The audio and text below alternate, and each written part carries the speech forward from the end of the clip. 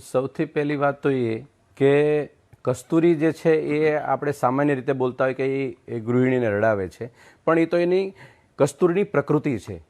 પણ આ સરકારની પ્રકૃતિ છે ખેડૂતને રડાવવાની. અને પ્રકૃતિમાં આપણામાં એક કહેવત છે, પ્રકૃતિ છે ને પ્રાણ સાથે જાય.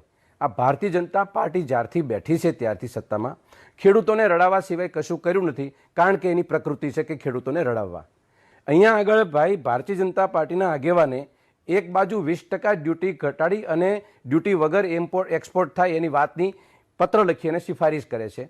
બીજી બાજુ એક વાત એ કરે છે કે વિદેશના દેશોમાં યુદ્ધના દિવસો ચાલતા હતા એટલા માટે આપણે તમે એક્સપોર્ટ કરવાની જ બેન્ડ છે એટલે તમારે યુદ્ધો ચાલે કે મોટા રમખાણો ચાલે, તમારે કંઈ લેવા દેવા નથી. આ દેશમાં કસ્તુરી છે ને કસ્તુરીથી ખેડૂત હેરાન થાય છે, એમાં કંઈ આવતું નથી. એટલે ન્યાય કોન્ટ્રાવર્સી છે. બીજી વસ્તુ એ કે આપણા દેશના પ્રધાનમંત્રી છે ને એ બહુ સમજદાર છે, બહુ હોશિયાર છે અને આપણને સૌની સામે મૂકેલી વાતો આપણને સૌને યાદ છે. એ 2014માં બોલતા હતા બહુત હુઆ કિસાન પર અત્યાચાર અબ કી બાર એની સરકાર. પછી બોલતા હતા ખેડૂત મારો આત્મા અને ખેડૂત મારો અન્નદાતા. સાહેબ આ ભાવના કેટલી ઊંચી છે. હું એક તાળી પાડવા માંડ્યો હતો આ વાત બોલ્યા ત્યારે કે મારા દેશના ખેડૂતો માટે કેટલો ઉદ્ધાર કરી નાખશે. સાહેબ છેલ્લા 10 વર્ષની અંદર કોઈ પણ કોમ્યુનિટી લ્યો, ઘઉં લ્યો, કપાસ લ્યો, મગફળી લ્યો કે ડુંગળી લ્યો, તમે કોઈ ખેડૂત એવું ક્યારે બની કર્યું કે એક દેશના ખૂણામાંથી કે ખેડૂતો પોતાના પ્રશ્નો લઈને બહાર ન આવ્યા હોય? એક દિવસ બતાવો. અને આ ખેડૂત એવો છે કે એ બધાના પાટા સહન કરે. એ વેપારીના પાટા સહન કરે, બિયારણવાળાના પાટા સહન કરે, ભાવ ન મળે તો એના પાટા સહન કરે, પણ સૌથી મોટું આ પાટું સહન કરે છે આ ભારતીય જનતા પાર્ટીની સરકારનું પાટું. અને એ પેટમાં મારે છે. જ્યાં પેટ મારે, જ્યાં પોતે અન્નદાતા તરીકે એ પેદા કરે, આખા દેશને એક દાણો દાણો ખવડાવે, એના જ ઉપર માય બાપ બરાબર સરકાર એના પેટ ઉપર પાટું મારે. આ સહન કરવા માટે કોઈની પાસે જગ્યા નથી હોતી. અને એટલા માટે આ દેશમાં રોનકભાઈ રોજના 30 ખેડૂતો આપઘાત કરે છે. ભારતીય જનતા પાર્ટીને શરમ આવી જોઈએ. ખોટી બીજી વાતો કરતા પહેલા સબ્જેક્ટ ટુ મેટર વાત નથી કરતા.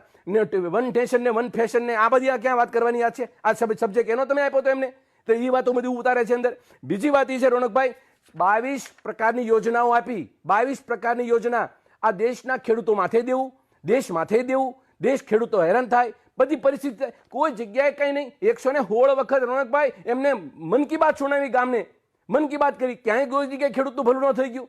હું તમને એક વાત કરું કે 5 લાખ ગુણી કોઈ પણ માર્કેટ યાર્ડમાં રાખવાની સગવડતા 25 વર્ષમાં સરકાર કરી શકી?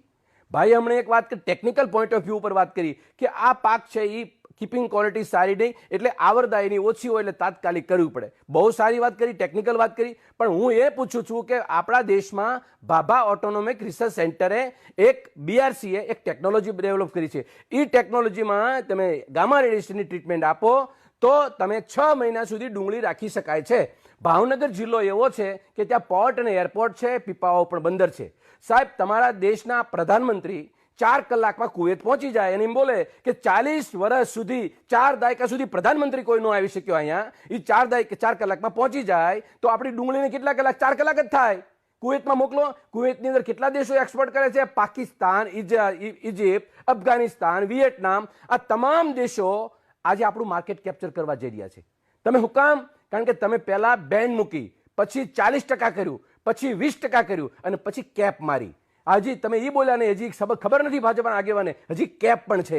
આવી કેપ મૂકીને ખેડૂતને પોતાની ડુંગળી ખેતરમાં પડી જાય, બગડી જાય અને ખેડૂત રોજ સાજા લે આ ડુંગળીના નામના અને પોતાના આવકના નામના. આર્થિક રીતે આ દેશ બરબાદ થાય, ખેડૂત બરબાદ થાય. મારું કહેવાનું એ છે રોનકભાઈ, આ તમામ બાબતની અંદર તમે શું કર્યું? આમ પાયમાં શું? તો હું તમને હિસાબ આપું. પાયમાં એ કે તમે ડુંગળી જેવું સારું માર્કેટ તમે પાકિસ્તાનને આપી દીધું. નંબર 2, ખેડૂતો પાયમાલ થયા. નંબર 3, કૃષિ નિકાસનો લક્ષ્ય આપણો હતો રોનકભાઈ, ટેકનિકલ પોઈન્ટ ઓફ વ્યૂ વાત કરું છું કે 100 બિલિયનનો આ 2030 સુધીની અંદર આ ભાજપાની સરકારે આપણી સૌની સામે લક્ષ્ય મૂકેલ છે ને કે 2022માં ઘરનું ઘર, 2022માં ખેડૂતની આવક બમણી, તમારે દૂધની આવક બમણી. આજે લક્ષ્ય મૂકે છે ને 2047ની અંદર વિકસિત ભારત.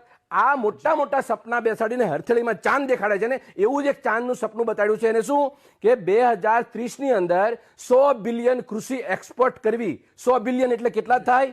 8.5 લાખ કરોડ રૂપિયાનું એક્સપોર્ટ કરવું. તમે બેન મારી દેશો એક બાજુ, કૃષિ પાકો જાય છે. એટલે ગુજરાત દેશની 36 દેશોની એક એસોસિએશન છે રોનકભાઈ.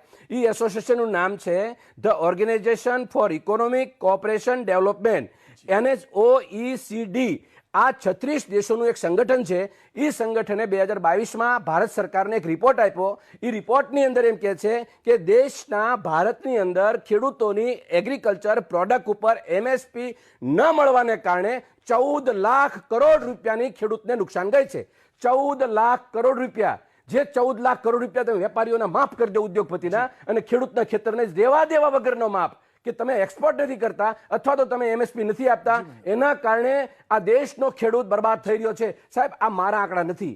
તમારે સમજદારી જો હોય અને પ્રધાનમંત્રીને, કૃષિ મંત્રીને, તમારા જેવા બધા આગેવાનોને, ભાજપની સરકારને સમજવું હોય તો 25 વર્ષથી ખેડૂતોએ તમારા ઉપર કૃપા કરી છે, અને આ કૃપાના ભાગે તમારે એને કંઈ દેવાનું નથી, ધર્માદો નથી કરવાનું, દયા કૃપા દાન નથી કરવાનું.